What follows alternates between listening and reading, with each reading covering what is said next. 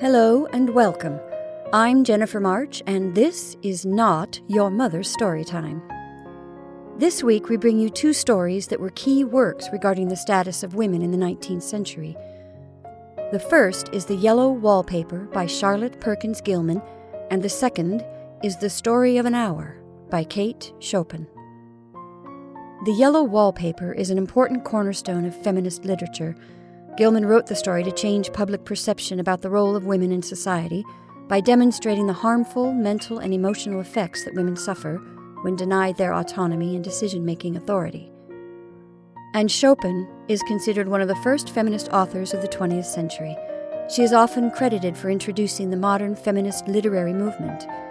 Some argue that modern feminism was born on her pages, and one needs look no further than this 1894 short story, The Story of an Hour, to support the claim. And now, The Yellow Wallpaper by Charlotte Perkins Gilman.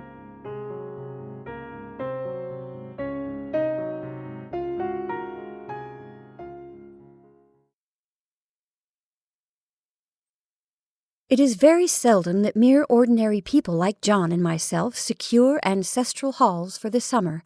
A colonial mansion, a hereditary estate, I would say a haunted house, and reach the height of romantic felicity, but that would be asking too much of fate.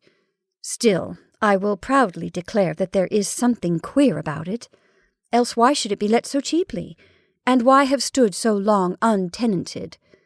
John laughs at me, of course, but one expects that in marriage. John is practical in the extreme. He has no patience with faith, an intense horror of superstition, and he scoffs openly at any talk of things not to be felt and seen and put down in figures.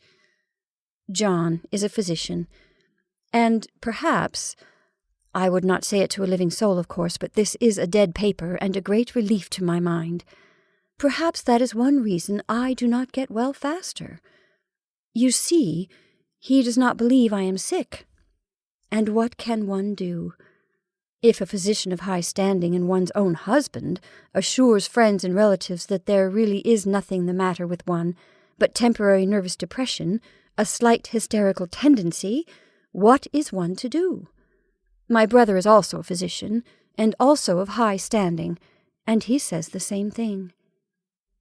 So I take phosphates, or phosphites, or whichever it is, and tonics, and journeys, and air, and exercise, and am absolutely forbidden to work until I am well again.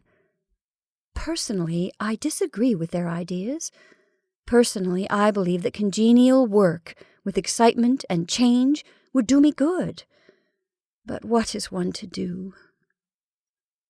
I did write for a while in spite of them, but it does exhaust me a good deal. I have to be so sly about it, or else meet with heavy opposition. I sometimes fancy that in my condition, if I had less opposition and more society and stimulus... But John says the very worst thing I can do is to think about my condition, and I confess it always makes me feel bad. So I will let it alone and talk about the house. The most beautiful place. It is quite alone, standing well back from the road, quite 3 miles from the village. It makes me think of English places that you read about, for there are hedges and walls and gates that lock, and lots of separate little houses for the gardeners and people. There is a delicious garden. I never saw such a garden, large and shady, full of box-bordered paths and lined with long grape-covered arbors, with seats under them. There were greenhouses, too, but they are all broken now. There was some legal trouble, I believe. Something about the heirs and co-heirs. Anyhow, the place has been empty for years. That spoils my ghostliness, I am afraid. But I don't care. There is something strange about the house. I can feel it. I even said so to John one moonlight evening, but he said what I felt was a draught, and shut the window. I get unreasonably angry with John sometimes. I'm sure I never used to be so sensitive. I think it is due to this nervous condition. But John says if I feel so, I shall neglect proper self-control. So I take pains to control myself, before him at least, and that makes me very tired. I don't like our room a bit. I wanted one downstairs that opened on the piazza and had roses all over the window, and such pretty old-fashioned chintz hangings, but John would not hear of it. He said there was only one window, and not room for 2 beds, and no near room for him if he took another. He is very careful and loving, and hardly lets me stir without special direction. I have a scheduled prescription for each hour in the day. He takes all care from me, and so I feel basely ungrateful not to value it more. He said we came here solely on my account, that I was to have perfect rest and all the air I could get. "Your exercise depends on your strength, my dear," said he, "and your food somewhat on your appetite, but air you can absorb all the time." So we took the nursery at the top of the house. It is a big, airy room, the whole floor nearly, with windows that look all ways, and air and sunshine galore. It was nursery first, and then playground, and gymnasium, I should judge, for the windows are barred for little children, and there are rings and things in the walls. The paint and paper look as if a boys' school had used it.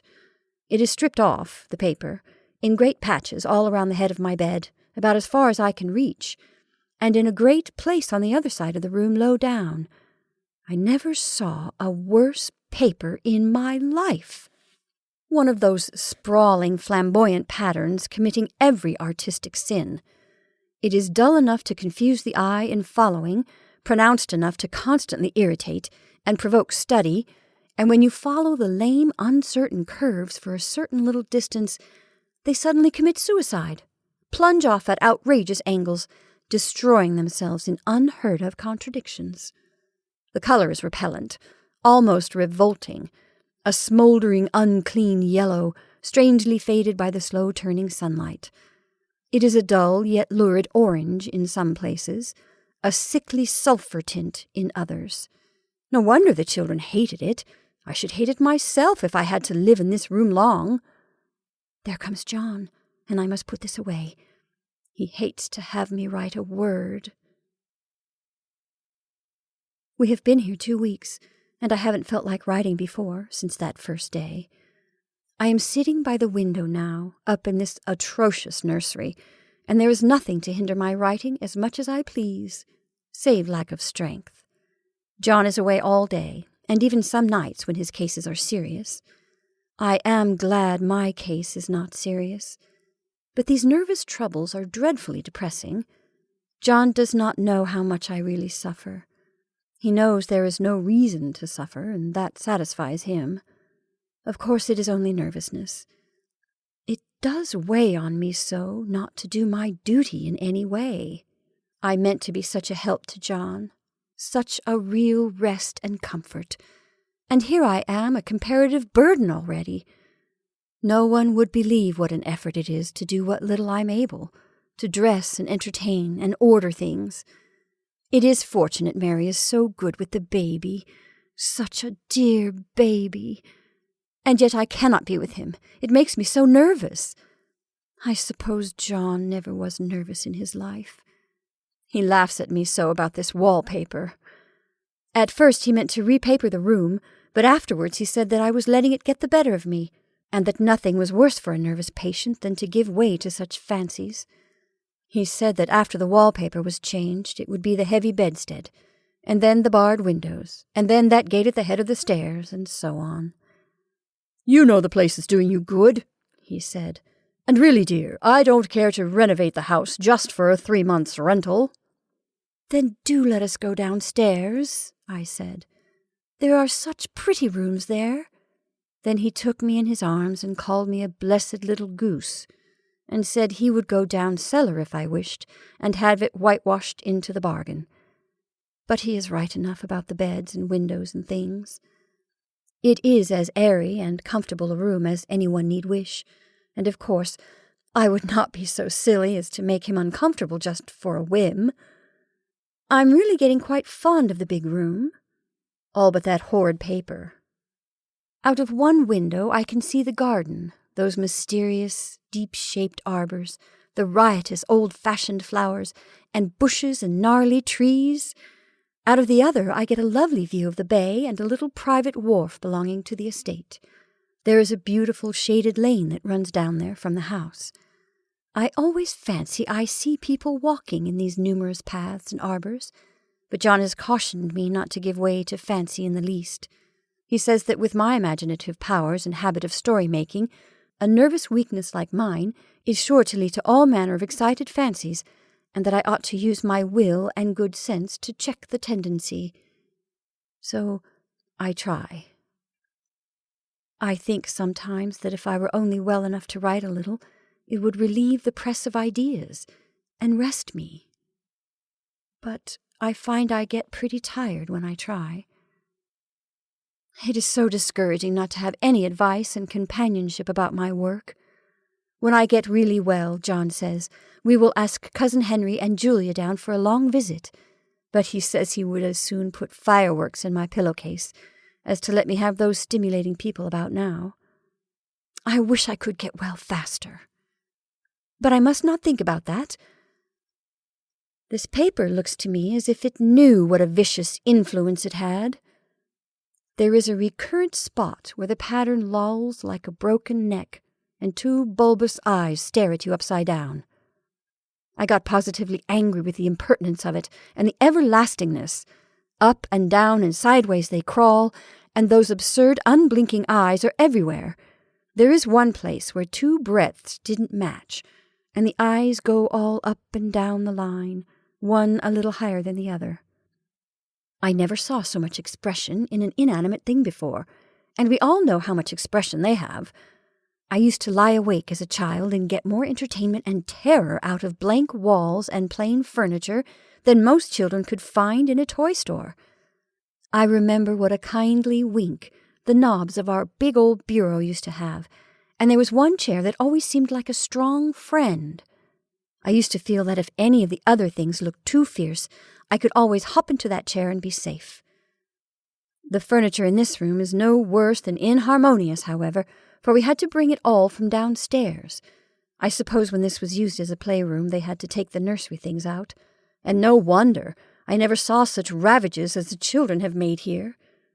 The wallpaper, as I said before, is torn off in spots, and it sticketh closer than a brother. They must have had perseverance as well as hatred. Then the floor is scratched and gouged and splintered, the plaster itself is dug out here and there, and this great heavy bed, which is all we found in the room, looks as if it had been through the wars. But I don't mind it a bit. Only the paper. There comes John's sister. Such a dear girl as she is, and so careful of me, I must not let her find me writing. She is a perfect and enthusiastic housekeeper, and hopes for no better profession. I verily believe she thinks it is the writing which made me sick. But I can write when she is out, and see her a long way off from these windows. There is one that commands the road, a lovely shaded winding road, and one that just looks off over the country. A lovely country, too, full of great elms and velvet meadows. This wallpaper has a kind of sub-pattern in a different shade, a particularly irritating one, for you can only see it in certain lights, and not clearly then. But in the places where it isn't faded, where the sun is just so, I can see a strange, provoking, formless sort of figure that seems to sulk about behind that silly and conspicuous front design. There's Sister on the stairs. Well, 4th of July is over. The people are gone, and I am tired out.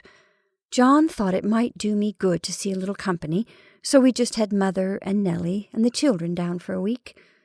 Of course I didn't do a thing. Jenny sees to everything now. But it tired me all the same. John says if I don't pick up faster, he shall send me to Ware Mitchell in the fall. But I don't want to go there at all. I had a friend who was in his hands once, and she says he is just like John and my brother, only more so. Besides, it is such an undertaking to go so far. I don't feel as if it was worth while to turn my hand over for anything, and I'm getting dreadfully fretful and querulous. I cry at nothing, and cry most of the time. Of course I don't when John is here, or anybody else, but when I am alone. And I am alone a good deal just now. John is kept in town very often by serious cases, and Jenny is good and lets me alone when I want her to. So I walk a little in the garden, or down that lovely lane, and sit on the porch under the roses, and lie down up here a good deal. I'm getting really fond of the room in spite of the wallpaper. Perhaps because of the wallpaper. It dwells in my mind so. I lie here on this great immovable bed, it is nailed down, I believe, and follow that pattern about by the hour. It is as good as gymnastics, I assure you.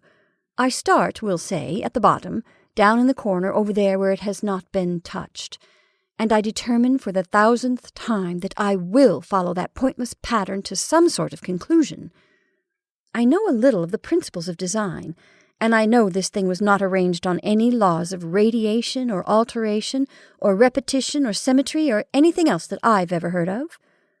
It is repeated, of course, by the breadths, but not otherwise. Looked at in one way, each breadth stands alone, the bloated curves and flourishes, a kind of debased Romanesque, with delirium tremens, go waddling up and down in isolated columns of fatuity. But on the other hand, they connect diagonally, and the sprawling outlines run off in great slanting waves of optic horror, like a lot of wallowing seaweeds in full chase. The whole thing goes horizontally, too, or at least it seems so, and I exhaust myself in trying to distinguish the order of its going in that direction. They have used a horizontal breadth for a frieze, and that adds wonderfully to the confusion. There is one end of the room where it is almost intact, and there, when the cross-lights fade and the low sun shines directly upon it, I can almost fancy radiation after all. The interminable grotesques seem to form around a common center and rush off in headlong plunges of equal distraction. It makes me tired to follow it. I will take a nap, I guess. I don't know why I should write this. I don't want to. I don't feel able. And I know John would think it absurd. But I must say what I feel and think in some way. It is such a relief. But the effort is getting to be greater than the relief. Half the time now I am awfully lazy, and lie down ever so much.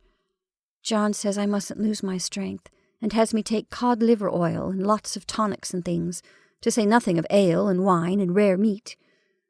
Dear John, he loves me very dearly and hates to have me sick. I tried to have a real earnest, reasonable talk with him the other day, and tell him how I wished he would let me go and make a visit to Cousin Henry and Julia. But he said I wasn't able to go, nor able to stand it after I got there, and I did not make out a very good case for myself, for I was crying before I had finished. It is getting to be a great effort for me to think straight. Just this nervous weakness, I suppose. And dear John gathered me up in his arms and just carried me upstairs and laid me on the bed and sat by me and read to me till he tired my head. He said I was his darling and his comfort and all he had, and that I must take care of myself for his sake and keep well. He says no one but myself can help me out of it, that I must use my will and self-control and not let my silly fancies run away with me. There is one comfort. The baby is well and happy, and does not have to occupy this nursery with the horrid wallpaper. If we had not used it, that blessed child would have. What a fortunate escape! Why, I wouldn't have a child of mine, an impressionable little thing, live in such a room for worlds. I never thought of it before, but it is lucky that John kept me here after all. I can stand it so much easier than a baby, you see. Of course, I never mention it to them any more. I'm too wise. But I keep watch of it, all the same. There are things in that wallpaper that nobody knows but me, or ever will. Behind that outside pattern, the dim shapes get clearer every day. It is always the same shape, only very numerous. And it is like a woman stooping down and creeping about behind that pattern. I don't like it a bit. I wonder. I begin to think, I wish John would take me away from here. It is so hard to talk with John about my case, because he is so wise, and because he loves me so. But I tried last night. It was moonlight. The moon shines in all around, just as the sun does. I hate to see it sometimes. It creeps so slowly, and always comes in by one window or another. John was asleep, and I hated to wake him, so I kept still and watched the moonlight on that undulating wallpaper till I felt creepy. The faint figure behind seemed to shake the pattern, just as if she wanted to get out. I got up softly and went to feel and see if the paper did move, and when I came back, John was awake. "What is it, little girl?" he said. "Don't go walking about like that, you'll get cold." I thought it was a good time to talk, so I told him that I really was not gaining here, and that I wished he would take me away. "Why, darling," said he, "our lease will be up in 3 weeks, and I can't see how to leave before. The repairs are not done at home, and I cannot possibly leave town just now. Of course, if you were in any danger, I could and would. But you really are better, dear, whether you can see it or not. I am a doctor, dear, and I know. You are gaining flesh and color, your appetite is better. I really feel much easier about you." "I don't weigh a bit more," said I. "Nor as much, and my appetite may be better in the evening when you are here, but it is worse in the morning when you are away." "Bless her little heart," he said with a big hug. "She shall be as sick as she pleases. But now let's improve the shining hours by going to sleep and talk about it in the morning." "And you won't go away?" I asked gloomily. "Why, how can we, dear? It is only 3 weeks more, and then we will take a nice little trip of a few days while Jenny is getting the house ready. Really, dear, you are better." "Better in body, perhaps," I began, and stopped short, for he sat up straight and looked at me with such a stern, reproachful look that I could not say another word. "My darling," said he, "I beg of you, for my sake and for our child's sake, as well as for your own, that you will never for one instant let that idea enter your mind. There is nothing so dangerous, so fascinating, to a temperament like yours. It is a false and foolish fancy. Can you not trust me as a physician when I tell you so?" So of course I said no more on that score, and he went to sleep before long. He thought I was asleep at first, but I wasn't. I lay there for hours trying to decide whether that front pattern and the back pattern really did move together or separately. On a pattern like this, by daylight, there is a lack of sequence, a defiance of law, that is a constant irritant to a normal mind. The color is hideous enough, and unreliable enough, and infuriating enough, but the pattern is torturing. You think you have mastered it, but just as you get well underway in following, it turns a back somersault, and there you are. It slaps you in the face, knocks you down, and tramples upon you. It is like a bad dream. The outside pattern is a florid arabesque, reminding one of a fungus.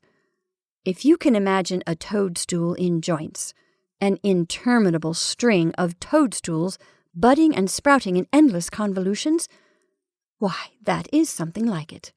That is, sometimes.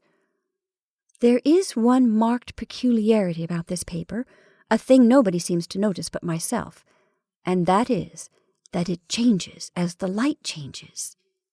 When the sun shoots in through the east window, I always watch for that first long, straight ray, it changes so quickly that I never can quite believe it. That is why I watch it, always. By moonlight, the moon shines in all night when there is a moon, I wouldn't know it was the same paper. At night, in any kind of light, in twilight, candlelight, lamplight, and worst of all by moonlight, it becomes bars. The outside pattern, I mean, and the woman behind it is as plain as can be. I didn't realize for a long time what the thing was that showed behind, that dim sub-pattern, but now I am quite sure it is a woman. By daylight she is subdued, quiet. I fancy it is the pattern that keeps her so still. It is so puzzling. It keeps me quiet by the hour. I lie down ever so much now. John says it is good for me, and to sleep all I can. Indeed, he started the habit of making me lie down for an hour after each meal. It is a very bad habit, I am convinced, for you see, I don't sleep. And that cultivates deceit, for I don't tell them I'm awake. Oh, no. The fact is, I am getting a little afraid of John. He seems very queer sometimes, and even Jenny has an inexplicable look. It strikes me occasionally, just as a scientific hypothesis, that perhaps it is the paper. I have watched John when he did not know I was looking, and come into the room suddenly on the most innocent excuses, and I've caught him several times looking at the paper. And Jenny, too. I caught Jenny with her hand on it once. She didn't know I was in the room, and when I asked her in a very quiet voice, with the most restrained manner possible, what she was doing with the paper, she turned round as if she'd been caught stealing, and looked quite angry, asked me why I should frighten her so. Then she said that the paper stained everything it touched, that she had found yellow smooches on all my clothes and John's, and she wished we would be more careful. Did that not sound innocent? But I know she was studying that pattern, and I am determined that nobody shall find it out but myself. Life is very much more exciting now than it used to be. You see, I have something more to expect, to look forward to watch. I really do eat better, and am more quiet than I was. John is so pleased to see me improved. He laughed a little the other day, and said I seemed to be flourishing in spite of my wallpaper. I turned it off with a laugh. I had no intention of telling him it was because of the wallpaper. He would make fun of me. He might even want to take me away. I don't want to leave now until I've found it out. There is a week more, and I think that will be enough. I'm feeling ever so much better. I don't sleep much at night, for it is so interesting to watch developments. But I sleep a good deal in the daytime. In the daytime it is tiresome and perplexing. There are always new shoots on the fungus, and new shades of yellow all over it. I cannot keep count of them, though I have tried conscientiously. It is the strangest yellow, that wallpaper. It makes me think of all the yellow things I ever saw. Not beautiful ones like buttercups, but old, foul, bad yellow things. But there is something else about that paper. The smell. I noticed it the moment we came into the room, but with so much air and sun it was not bad. Now we have had a week of fog and rain, and whether the windows are open or not, the smell is here. It creeps all over the house. I find it hovering in the dining room, skulking in the parlor, hiding in the hall, lying in wait for me on the stairs. It gets into my hair. Even when I go to ride, if I turn my head suddenly and surprise it, there is that smell. Such a peculiar odor, too. I have spent hours in trying to analyze it, to find what it smelled like. It is not bad, at first, and very gentle, but quite the subtlest, most enduring odor I ever met. In this damp weather it is awful. I wake up in the night and find it hanging over me. It used to disturb me at first. I thought seriously of burning the house to reach the smell. But now I am used to it. The only thing I can think of that it is like is the color of the paper. A yellow smell. There is a very funny mark on this wall, low down near the mopboard. A streak that runs around the room. It goes behind every piece of furniture, except the bed. A long, straight, even smooch, as if it had been rubbed over and over. I wonder how it was done, and who did it, and what they did it for. Round and round and round, round and round and round. It makes me dizzy. I really have discovered something at last. Through watching so much at night, when it changes so, I have finally found out. The front pattern does move, and no wonder. The woman behind it shakes it. Sometimes I think there are a great many women behind, and sometimes only one, and she crawls around fast, and her crawling shakes it all over. Then, in the very bright spots, she keeps still, and in the very shady spots, she just takes hold of the bars and shakes them hard. And she is all the time trying to climb through. But nobody could climb through that pattern. It strangles so. I think that is why it has so many heads. They get through, and then the pattern strangles them off and turns them upside down and makes their eyes white. If those heads were covered or taken off, it would not be half so bad. I think that woman gets out in the daytime, and I'll tell you why. Privately, I've seen her. I can see her out of every one of my windows. It is the same woman, I know, for she is always creeping, and most women do not creep by daylight. I see her in that long shaded lane, creeping up and down.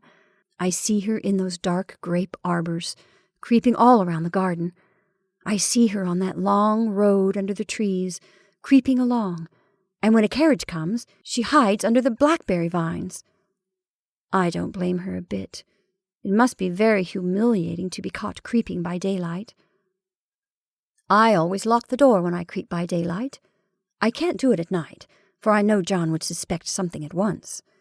And John is so queer now that I don't want to irritate him. I wish he would take another room. Besides, I don't want anybody to get that woman out at night but myself. I often wonder if I could see her out of all the windows at once. But turn as fast as I can only see out of one at a time. And though I always see her, she may be able to creep faster than I can turn. I have watched her sometimes away off in the open country, creeping as fast as a cloud shadow in a high wind. If only that top pattern could be gotten off from the under one. I mean to try it, little by little. I have found out another funny thing, but I shan't tell it this time. It does not do to trust people too much. There are only 2 more days to get this paper off, and I believe John is beginning to notice. I don't like the look in his eyes. And I heard him ask Jenny a lot of professional questions about me. She had a very good report to give. She said I slept a good deal in the daytime. John knows I don't sleep well at night, for all I'm so quiet. He asked me all sorts of questions, too, and pretended to be very loving and kind, as if I couldn't see through him. Still, I don't wonder he acts so, sleeping under this paper for 3 months. It only interests me, but I feel sure John and Jenny are secretly affected by it. Hurrah! This is the last day, but it is enough. John is to stay in town overnight and won't be out until this evening. Jenny wanted to sleep with me, the sly thing, but I told her I should undoubtedly rest better for a night all alone. That was clever, for really I wasn't alone a bit. As soon as it was moonlight, and that poor thing began to crawl and shake the pattern, I got up and ran to help her. I pulled, and she shook. I shook, and she pulled, and before morning we had peeled off yards of that paper. A strip about as high as my head, and half around the room. And then, when the sun came and that awful pattern began to laugh at me, I declared I would finish it today. We go away tomorrow, and they are moving all my furniture down again to leave things as they were before. Jenny looked at the wall in amazement, but I told her merrily that I did it out of pure spite at the vicious thing. She laughed, and said she wouldn't mind doing it herself, but I must not get tired. How she betrayed herself that time! But I am here, and no person touches this paper but me, not alive. She tried to get me out of the room. It was too patent, but I said it was so quiet and empty and clean now that I believed I could lie down again and sleep all I could, and not to wake me, even for dinner. I would call when I woke. So now she is gone, and the servants are gone, and the things are gone, and there is nothing left but that great bedstead nailed down, with a canvas mattress we found on it. We shall sleep downstairs tonight and take the boat home tomorrow. I quite enjoy the room, now it is bare again. How those children did tear about here! This bedstead is fairly gnawed. But I must get to work. I have locked the door and thrown the key down into the front path. I don't want to go out, and I don't want to have anybody come in till John comes. I want to astonish him. I've got a rope up here that even Jenny did not find. If that woman does get out and tries to get away, I can tie her. But I forgot I could not reach far without anything to stand on. This bed will not move. I tried to lift and push it up until I was lame, and then I got so angry I bit off a little piece at the corner, but it hurt my teeth. Then I peeled off all the paper I could reach standing on the floor. It sticks horribly, and the pattern just enjoys it. All those strangled heads and bulbous eyes and waddling fungus growths just shriek with derision. I am getting angry enough to do something desperate. To jump out of the window would be an admirable exercise, but the bars are too strong even to try. Besides, I wouldn't do it. Of course not. I know well enough that a step like that is improper, and might be misconstrued. I don't like to look out of the windows even. There are so many of those creeping women, and they creep so fast.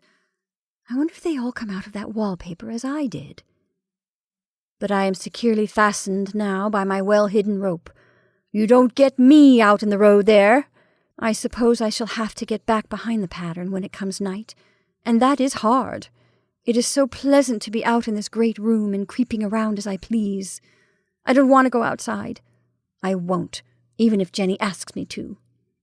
For outside you have to creep on the ground, and everything is green instead of yellow. But here I can creep smoothly on the floor, and my shoulder just fits in that long smooch around the wall, so I cannot lose my way. Why, there's John at the door.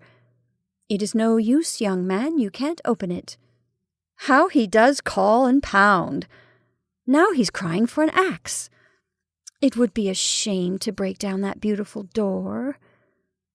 John, dear, said I in the gentlest voice, the key is down by the front steps, under a plantain leaf. That silenced him for a few moments. Then he said, very quietly indeed, Open the door, my darling. I can't, said I. The key is down by the front door, under a plantain leaf. And then I said it again, several times, very gently and slowly, and said it so often that he had to go and see, and he got it, of course, and came in. He stopped short by the door. What is the matter? He cried. For God's sake, what are you doing? I kept on creeping just the same, but I looked at him over my shoulder. I've got out at last, said I, in spite of you and Jane, and I've pulled off most of the paper, so you can't put me back. Now why should that man have fainted?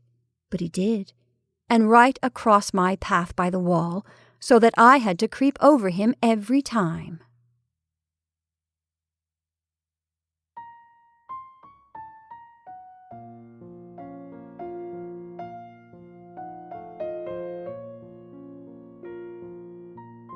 Now I'd like to read for you another piece by Charlotte Perkins Gilman. It's very short.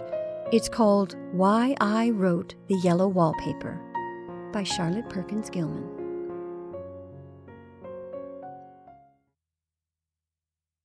Many and many a reader has asked that.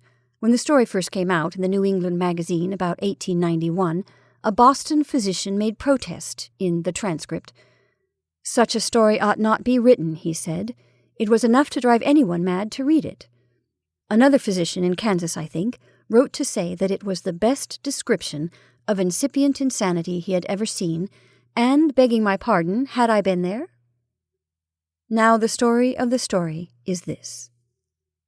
For many years I suffered from a severe and continuous nervous breakdown tending to melancholia and beyond. During about the 3rd year of this trouble, I went, in devout faith and some faint stir of hope, to a noted specialist in nervous diseases, the best known in the country. This wise man put me to bed and applied the rest cure, to which a still good physique responded so promptly that he concluded there was nothing much the matter with me, and sent me home with solemn advice to live as domestic a life as far as possible, to have but 2 hours intellectual life a day, and never to touch pen, brush, or pencil again as long as I lived. This was in 1887. I went home and obeyed those directions for some 3 months, and came so near the borderline of utter mental ruin that I could see over. Then, using the remnants of intelligence that remained, and helped by a wise friend, I cast the noted specialist's advice to the winds and went to work again. Work, the normal life of every human being. Work, in which is joy and growth and service, without which one is a pauper and a parasite, ultimately recovering some measure of power. Being naturally moved to rejoice by this narrow escape, I wrote the Yellow Wallpaper, with its embellishments and additions to carry out the idea. I never had hallucinations or objections to my mural decorations, and sent a copy to the physician who so nearly drove me mad. He never acknowledged it. The little book is valued by alienists and as a good specimen of one kind of literature. It has, to my knowledge, saved one woman from a similar fate, so terrifying her family that they let her out into normal activity and she recovered. But the best result is this. Many years later, I was told that the great specialist had admitted to friends of his that he had altered his treatment of neurasthenia since reading the Yellow Wallpaper. It was not intended to drive people crazy, but to save people from being driven crazy. And it worked.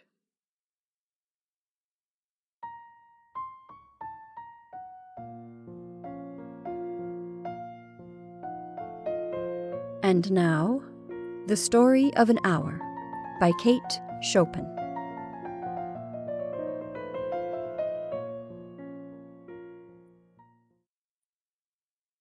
Knowing that Mrs. Mallard was afflicted with a heart trouble, great care was taken to break to her as gently as possible the news of her husband's death. It was her sister Josephine who told her, in broken sentences, veiled hints that revealed in half-concealing. Her husband's friend Richards was there too, near her. It was he who had been in the newspaper office when intelligence of the railroad disaster was received, with Brentley Mallard's name leading the list of killed.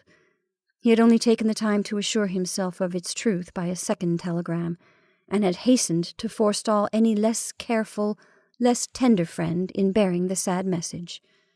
She did not hear the story as many women have heard the same, with a paralyzed inability to accept its significance. She wept at once, with sudden, wild abandonment in her sister's arms. When the storm of grief had spent itself, she went away to her room, alone. She would have no one follow her. There stood, facing the open window, a comfortable, roomy armchair. Into this she sank, pressed down by a physical exhaustion that haunted her body and seemed to reach into her soul.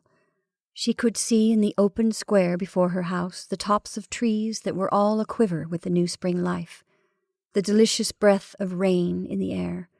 In the street below, a peddler was crying his wares. The notes of a distant song which someone was singing reached her faintly, and countless sparrows were twittering in the eaves. There were patches of blue sky showing here and there through the clouds that had met and piled one above the other in the west facing her window. She sat with her head thrown back upon the cushion of the chair, quite motionless, except when a sob came up into her throat and shook her, as a child who has cried itself to sleep continues to sob in its dreams. She was young, with a fair, calm face, whose lines bespoke repression and even a certain strength. But now there was a dull stare in her eyes, whose gaze was fixed away off yonder on one of those patches of blue sky. It was not a glance of reflection, but rather indicated a suspension of intellectual thought. There was something coming to her, and she was waiting for it, fearfully. What was it? She did not know. It was too subtle and elusive to name. But she felt it, creeping out of the sky, reaching toward her through the sounds, the scents, the color that filled the air. Now her bosom rose and fell tumultuously.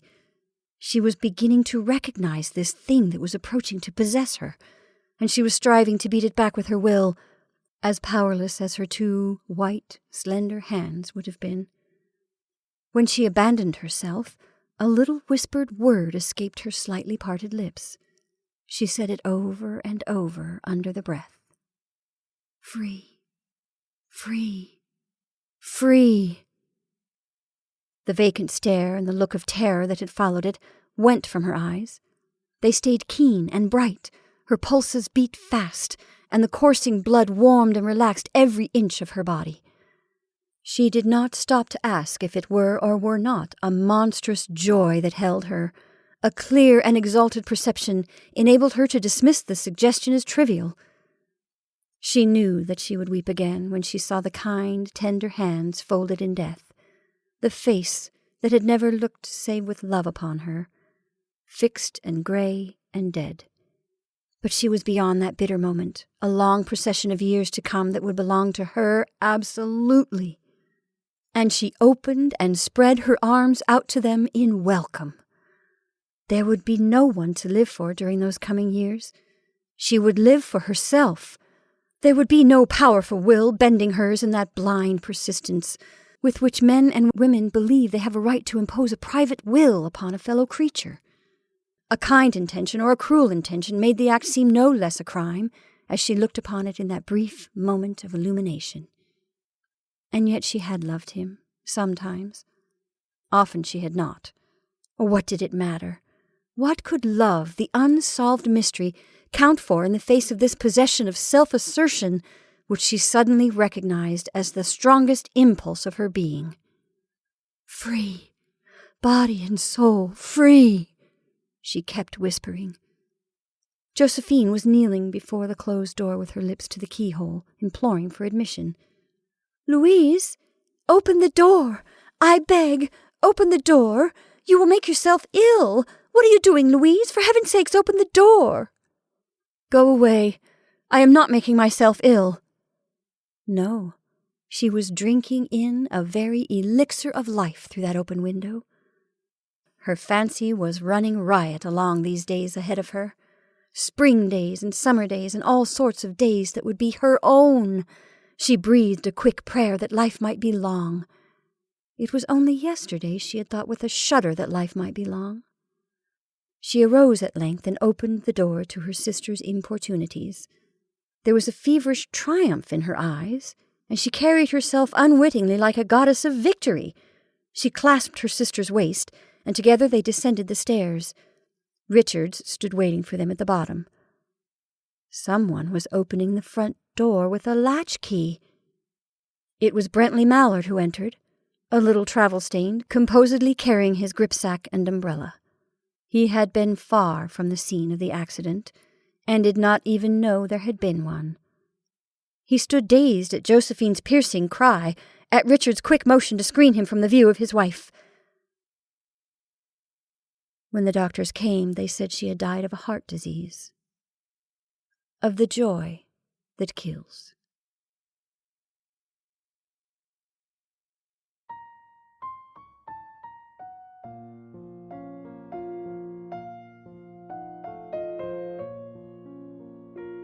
And those are our stories for this evening. I hope you enjoyed The Yellow Wallpaper by Charlotte Perkins Gilman and The Story of an Hour by Kate Chopin. Thank you for listening. I'm Jennifer March, and this is not your mother's story time.